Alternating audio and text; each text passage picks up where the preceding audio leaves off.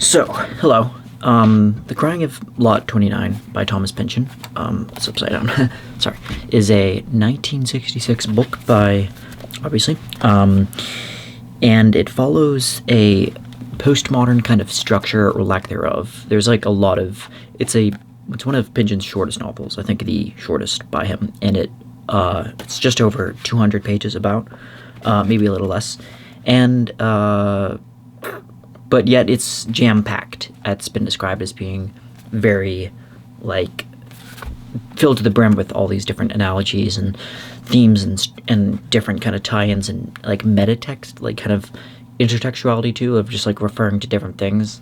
If there's one thing that I know that Pynchon thrives in, it's, like, pop culture references, but in a way that's kind of tasteful and not really derivative, like in just saying like haha the Beatles because this is the 60s, right? He makes it more kind of, he kind of subverts those expectations, and he kind of makes characters that kind of allude to the Beatles in a way, like the band in this book. So yeah, this it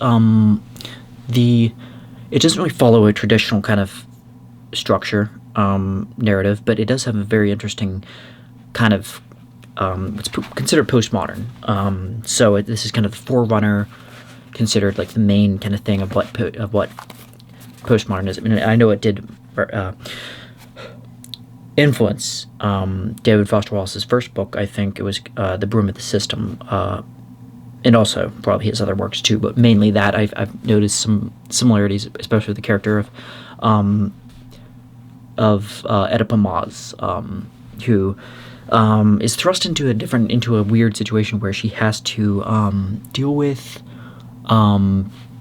She's in a kind of lackluster marriage to a man named Mucho Maus, and he is a kind of like she doesn't have like very strong feelings for him, and he's like kind of like has a weird creepy thing that he has with younger women. Like he keeps like kind of eyeing up younger women, befriending them, and it's kind of a he peepophile. I'm sorry, I don't know why I stumbled over that word so much. But yeah, he has then he starts having a kind of burgeoning addiction to LSD too, but he's going to this doctor named Dr. Hilarious, spelled H-I-L, I think it's, yeah, H-I-L-I, no, R-I-U-S, so it's like kind of like an interesting kind of, some of the names of this novel are like really kind of like a little outlandish, but like funny in a way. Yeah, and he tells him he's basically the one that prescribes him LSD, and he's like very kind of a manic kind of doctor, and that it's very Freudian too, and hence the reason why Oedipa is obviously Oedipal, like kind of a Freudian thing too. Again, kind of alluding to all these different things like psychological references or classical kind of literature references to various things like, like plays and dramaturgy and theater, but yeah, popular music. So yeah, she's involved in this thing where she's like pretty much like a flat arc almost, where most of the time throughout the novel, Oedipa is like not, she develops, sure, she has, but she's involved with all these different kind of, is drawn into these conspiracies, and she's like trying to figure out, her ex-lover died, and she's trying to figure out who did it, and like she's led down one wall, and then she realizes there might be something connected to the mafia. By the way, this is set in the fictional town of Kinneret, California, and then there's different fictional cities that are very much kind of rooted in reality to some extent, but also kind of like heightened in a way where like San Narciso, yeah, where that's obviously just kind of Saint Narcissus, the namesake for that. But yeah, it consists of a lot of Oedipa trying to track down, and I think a part of it is that because she's kind of well off, and she's kind of maybe sees this as a weird call to action kind of thing, which is kind of interesting because I feel like she has a kind of call to adventure that's kind of like in a hero's journey kind of manner, that I thought was kind of interesting, because postmodernism, I think, is trying to subvert and like turn all these different kind of traditional, like, kind of black and white. Not to say anything like of our Jungian psychology or the neo Jungian kind of school of thought, like analytical stuff or anything like that is. I mean, Freud was part of that too, from a different angle though, from more of the rationalist perspective. But yeah, it's interesting that he's using like Pynchon, not saying necessarily putting words in his mouth, but he's using a like turning these things, like the idea of like a call to action and like being taken from your comfort zone and like put into like a classic so that Tolkien uses a lot too, with like Bilbo Baggins is like thrust into kind of these scenarios where he's taken out of his comfort zone of like Hobbit, of the Shire and all that. But basically, Oedipus like trying to track down like, but she's not really given many clues. Like the clues are very like drifting and like weird. And one of them, she's like consists of her going to like I think a gay bar to find somebody like, but it comes up dry. And then there's also like a pop music group that's like very kind of anti-establishment kind of thing, like maybe a proto-punk band of some kind, and they're very they have this sign of the muted post horn, I think. Yeah, the post horn symbol. I don't know if they actually show it in the novel, but if you look up post horn, there was a it was a, what was the name of it? It was like a chivalry symbol, or like a symbol of like I think like the Holy Roman Empire, I think, of this kind of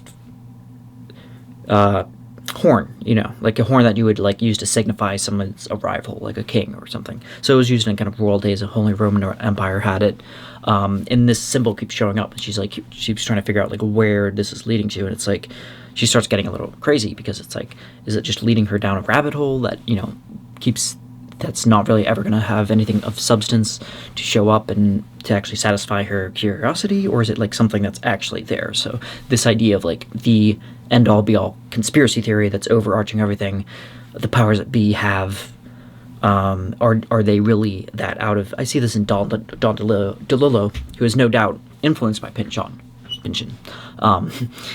in the fact that there's like these conspiracy theories of like, whether it's like kind of like the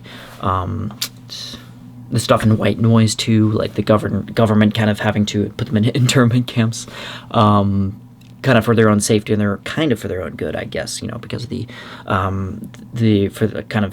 that's kind of maybe the alibi they have. But yeah, this I think a similar thing with Pynchon, and the fact that there's just a lot of like conspiracy theories that you don't know how much are they BS and how much are they really like, no, these things are out of our hand. And a similar thing I think happens in Gravity's Rainbow. I know there's like, that's kind of based on the Chinese zodiac too, with like 21 different sections of the novel are distinctly referring to each part of the Chinese zodiac too. I thought was interesting. So yeah, but yeah, with the Crying of Lot 49, that's actually referring to something, spoiler alert, obviously, that Oedipa is realizing that there's like kind of a clue that leads to a clue, and it keeps getting kind of, that's why it's hard for me to recall it, because there's like so much of the novel that, it's been a few years too, because, and I think this is something that requires a fresh reread, but I just, one of the things I did like is the prose in this too, is like how, is because it like kind of it lances. He has Pynchon has kind of famously long sentences that transcend and even like kind of paragraphs, but like still abide in like punctual and grammatical rules, and don't really, like they don't. He doesn't just toss grammar to the wind, but he does these really long kind of like psychedelic stream of conscious, a little bit like Joycean kind of things where he'll be like, tables, long paper petitions dangling to the earth, posters for undecided or for undecipherable FSMs, YFS, VDCs, suds in the fountain, students in the nose-to-nose dialogue.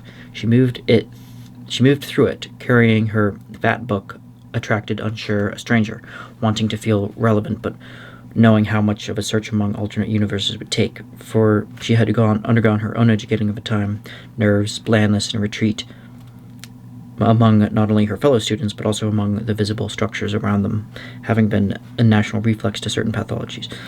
So yeah, it kind of goes down these maddening like how many different alternate universes would she have to actually chase to find what she's looking for, and would she even be remotely gratified by what she finds? So yeah, so essentially, yeah, there's a going back to Dr. Hilarious, there's a she keeps seeing that sign show up, like a different things in Chinese ideogram, and there's also like this leads her to obliquely to like a help group. Again, this is reminding me of David Foster Wallace's Infinite Jest too, with like the help group in that. But it reminded me of like the kind of Alcoholics Anonymous, but it's for people, anonymous participants who want to learn how to fall out of love, I believe it is. Like they want to learn how to recover and like not recover from broken hearts, I think. So it's like a kind of ridiculous thing, but it's like amidst the kind of mundane stuff that you might actually see. Like it's like something not too far from like if you look hard enough you might find one of these places in real life. But yeah, so she's back on track, going back to Dr. Hilarious, who ends up actually being a Nazi intern back in the war at Buchenwald, one of the like worst concentration camps where like the brunt of like murders happened. And he mentions that he actually hates Jews. You know, he actually, and he was very disappointed because Freud was a Jew. So now he's trying to, a lot of it, he's kind of like has a piece of the pie, I guess, in the puzzle of it being kind of a Jewish Israeli, you know, kind of Zionist kind of conspiracy theory. Not exactly, because it's like so everything's so vague. It's like, and he basically ends up going mad too, and like basically at this point Oedipa's also going mad as well, because she's trying to at first, because you got like kind of a flat arc situation, like she's like going out there and like the world is just like erratic and changing around her. That's the kind of impression I got. But as the novel goes on, like you actually realize like she's taking, you know, there's a lot more going on, I think. I would have liked to hear a little bit more of other characters that ended up, like you have characters that ended up committing suicide and different things in a weird way, in a suspicious kind of grounds and circumstances where it's like, you know, like there's no note, or like they don't show up later, and like the character of her husband Mucho doesn't show up like a lot either in the book, which I think might have been intentional. Who am I to judge of like of whether or not he should have, if Flat would have like, was he like a Chekhov's gun situation of like, you know, he didn't really need to be used in a different act, so like why you know, might as well dispose of him kind of thing, or is it like he really wasn't there to serve much of a purpose anyway? But anyway, so it ends with Oedipa. The climax of it is like when Dr. Hilarious is like firing off his gun, and gets the cops called on him, obviously, as would happen in any sane reality, even this one, and he's imprisoned, and but it continues, like there's she tries finding out that like the one of the pieces to the conspiracy is like Lot 49 is like a particular place on the map called Lot 49, where it's presumed to be like on auction and for sale, but like it's like kind of it's everything's left kind of up to interpretation. But you know, I'd like the last paragraph kind of Oedipus sat alone toward the back of her room, looking at the napes of necks, trying to guess which one was her target enemy, perhaps her proof. An assistant closet closed the heavy door on the lobby windows in the sun. She heard a lock snap shut. The sound echoed a moment. Passerine spread his arms in a gesture that seemed to belong to the priesthood of some remote culture, perhaps a descending angel. The auctioneer cleared his throat, and Oedipa settled back to await the crying of Lot 49. So, yeah, that is the end of that one. And I like kind of how that ends kind of mid thought in a way. Like there's no gratification, I guess. You don't get the benefit of the doubt, like what happens with Lot 49, or if it ever comes to fruition. And so much of this stuff is like interconnected, and it's like there's like a weird detached logic to it. But yeah, it's not as if like Thomas Pynchon's talking out of his butt, just like stringing up words and sentences and stuff. There's like a very kind of specific kind of logic to it, which makes me kind of hunger a little bit more as a writer to want to engage a little bit more with like the kind of underlining substructures of things, I guess, and rather than just kind of doing a stream of consciousness thing, of which I'm so used to doing, of just writing exactly what I'm thinking at the moment, and then maybe tying that, or later kind of cutting it down to size and whittling it down to something feasible, conceivably readable. I should probably try to measure things out, or maybe the patterns of things too, like how things interconnect and relate to one another. So yeah, there's that is Thomas Pynchon's The Crying of Lot 49. Thank you for watching, and let me know what you think. See you in the next one.